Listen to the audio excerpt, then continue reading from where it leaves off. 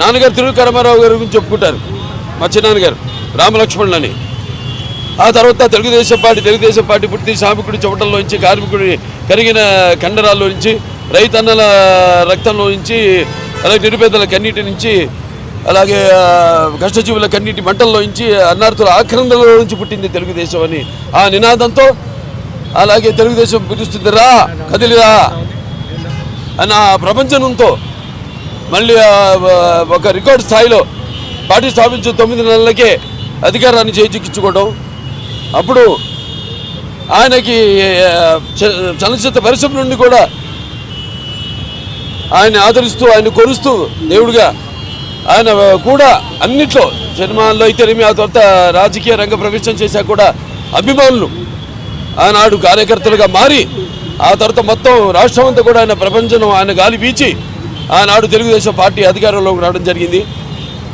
అలాగే ఆ కుటుంబ సభ్యులు, మరి ఆ కుటుంబ సభ్యులతో ఈరోజు మంది ఒక చాలా పెద్ద కుటుంబం. ఎన్టీ రామారావు ఇచ్చిన ఆస్తి మనకి తెలుగుదేశం పార్టీ అంటే కేవలం మా కుటుంబ సభ్యులు, మా వరకు లేకపోతే శ్రీపతి రాజేశ్వర కుటుంబ సభ్యులు మాత్రమే కాదు.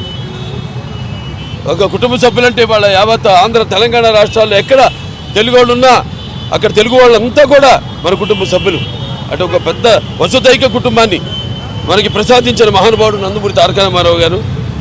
మరి ఆయన ఎన్నో ఎన్టీఆర్ అంటే కేవలం నందమూరి తారక రామారావు గారు మాత్రమే కాదు, ఎన్నటి నటనాలయం, ఆయన ఇల్లు ఒక నటనాలయం, అందులో ఒక నటరాజు నరసింహుడు. టీ అంటే తారామండలంలోని తారకుడు, ధ్రువ తారకుడు. ఆరంటే రాజర్షి, రారాజు, రాజకీయ దురంధర, యుగంధరుడు, రమణీయ, రమ్య, కమనీయ, సౌమ్య, గుణధాముడు.